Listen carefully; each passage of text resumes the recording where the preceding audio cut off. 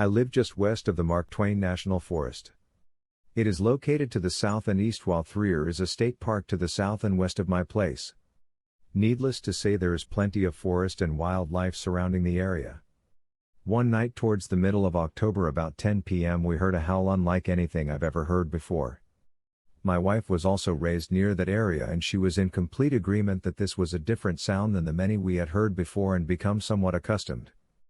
We had been washing dishes, but we put them aside and listened.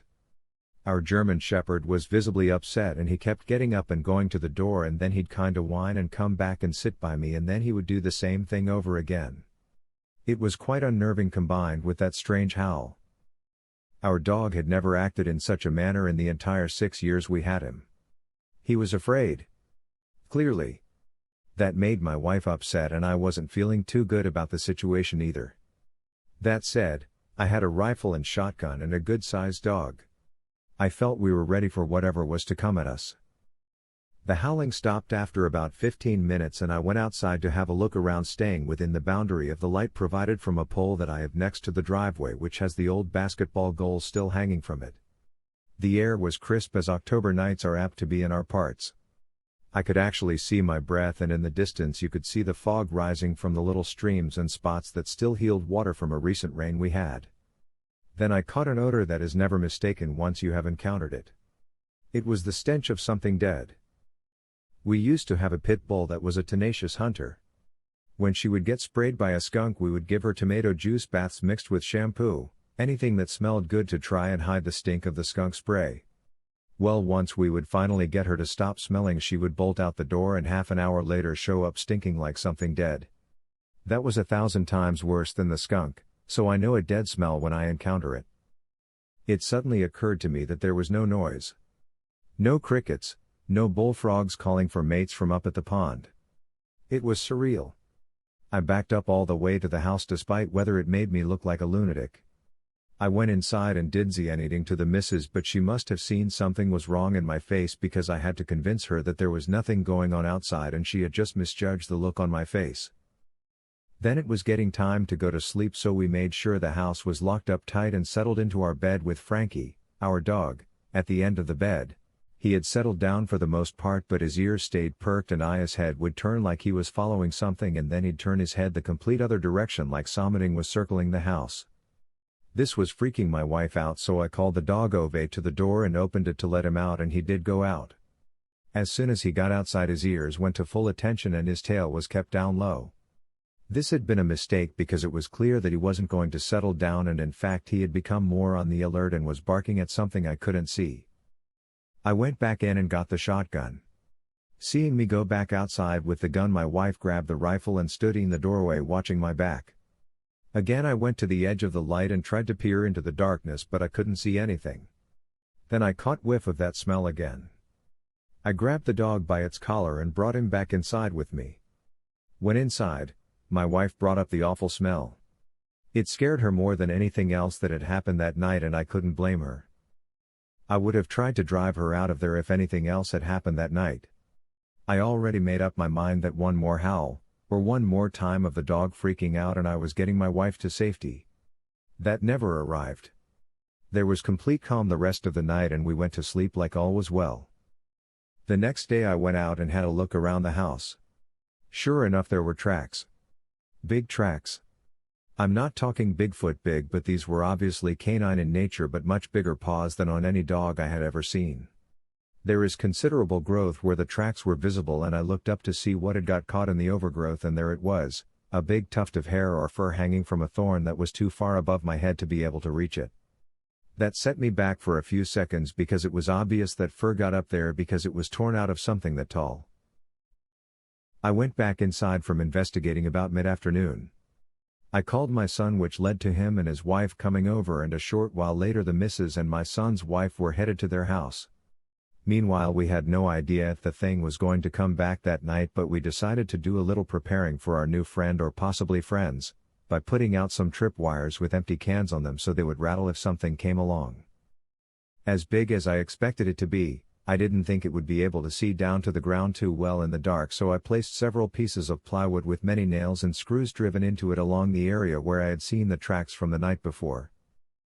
By tea time late afternoon was welcoming. In the night we were fixing some stew that was fished out of the freezer.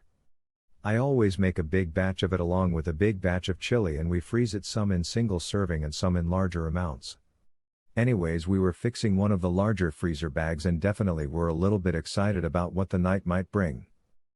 Now I will confess I really didn't expect to have any further trouble from whatever this thing was, because we'd done plenty to give it reason to move on, and that's if it even bothered to come back at all. Plus we had lived there for a long time and never had any sort of a similar experience in all that time, so it stood to reason that this thing wasn't going to come back up to the house again, especially a second night in a row. I mean, honestly, I would never have put my son at risk if I thought there was any real danger. I just thought it was a good chance to spend some time with him and it would be exciting. You know how it is with the boys. Initially things went as I expected them to. We had a great day together, working to set up our fortress. I had showed my son, Lane, the tracks and was going to show him the fur that I couldn't reach, but it had blown away with the wind at some point earlier, so all I could do was point to where it had been, and I could see that my son was having a hard time imagining a creature that tall.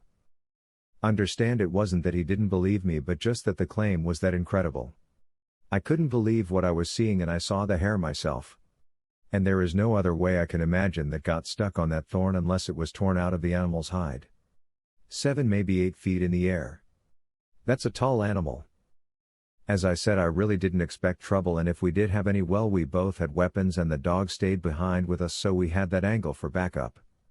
My house has windows, but it's an old house and the windows in it are those old type that are made up of a bunch of little pieces of glass, which is something like 4 by 6 inches per pane. Judging by the size indicated with the fur, I doubted one of them could get into our house through the windows even if broke out the glass. They wouldn't get through it easily anyhow. Too many wooden panes blocking the way. We weren't going to have any worries anyhow. Well, things started out smooth enough. We fixed ourselves some stew and chili and finished things off with a big old-fashioned doobie, that's the kind not made with a blunt, there's no tobacco involved, and managed to get pretty blasted. We sat around for a while just talking, and then the munchies set in and I broke out the Ben and Jerry, each his own pint, and we proceeded to almost make ourselves sick eating so much of something so rich. By then we'd forgotten about the creature. Lane was blaming me for corrupting his schedule, not so much the sleep one but rather for getting him stoned and breaking out the ice cream. I was in mid-defense when the first howl came, and it sounded like a howl of pain the way it was so quick and then abruptly stopping, and I don't think the creature had meant to announce itself. I could only assume it had found one of my sheets of plywood with the nails in it. We turned on the second set of outside lights, which don't really illuminate any new spots, but it greatly brightens up the area that the lights do cover. That was when the second howl came. This one was long, loud, thus close sounding, and just flat out sounded mean. Angry. Maybe that was just my imagination, but those were the thoughts that came to me as I listened to it threaten us. I got the law on the phone, but understand we're a ways out in the middle of nowhere, and when and if the law did ever come, it was going to be a county sheriff or possibly even a deputy. They were going to listen to our story and then have a look around. I doubt a long look, but they'll poke around. Then he'll load up and tell us to quit smoking that shit, but if there is any real trouble to call, and he'll come back out. My son was adamant that he was going to stay if I stayed, and I wasn't ready to give up my home because some damn big hairy dog creature howled outside my door a few times. That said, I didn't want my son hurt, and when the law showed up it would probably be the one best opportunity to get out of there. It was both a hard decision and yet truthfully not a decision at all. The way I look at things is I turn the other cheek, run if you will, only until I am cornered. Then, as the saying goes, any animal will turn and fight when cornered. Well, this was my corner in this world. I had nowhere else to run. So I was turning to fight. Now the dog is darting all over the room with his ears up, and he's got a low growl going on and his body is stiff. Outside we can hear the sound of growls. I was almost certain there was more than one or even two. We would only get a glimpse of them. And only see one at a time, but there was no way one could be quick enough to cover the ground necessary to be in the next spot when I would see it again. My son sat on the other side of the house looking outside where the lights were not illuminating what was taking place. The howls and growls continued, as I am almost sure they were going around the perimeter of the house and just outside the area the lights were allowing us to see. Then there was the sound of something scratching on the walls, and then a pane of glass broke on my side of the room but towards the back of the house from where we were located. It's not a huge house, but of course by the time I got to the spot where the glass was broken there was nothing outside the window. All this time the dog is going berserk, barking at what's outside, and the whole time he kept turning his head around like he was following something I couldn't see. Then he'd whip around the other way and continue following it. The time passing seemed like hours, but in truth I guess it had been just under an hour when the lights from the deputy's car came shining through the front windows like the cavalry in an old black and white, showing up in the nick of time to chase off the savage Indians. The deputy did pretty much what I had predicted. He half-heartedly looked around, admitted there were a lot of dog tracks around my house. Then he says, "You got a big dog, don't ya?" I pointed at the tracks and said, "Not that big." The guy gave me some song and dance about how tracks get enlarged from the time they are made, and that was likely what he and I were looking at, was just the enlarged tracks of my own dog. We went back into my house where my son was waiting, and I realized I needed to figure out whether I wanted to risk perhaps more than money by staying, or I could pack up my son and my dog and get while the getting was good. We could come back in a few nights and see if things hadn't changed. I won't lie, there was a part of me that wanted to stay and fight, but in the end I chose to have the deputy wait while we loaded up. We left there feeling certain that there were eyes watching us go, and I hoped the plywood got at least a few of them and left them limping for weeks. My wife and I stayed at my son's place for several nights, and then we went home. Everything was back to normal. The dog showed no signs of anxiety. The night came and went and was completely uneventful. I never got to see what those things really looked like. They were too fast and it was too dark. I will never forget what they sounded like, the howls and growling, the scratching on the outside of the house, that brief outburst of pain which gave away the fact that they had arrived. Thinking of that moment still brings a smile to my face. I didn't go hunting them. I didn't make any aggressive moves toward them. They were responsible for this entire skirmish. We simply responded.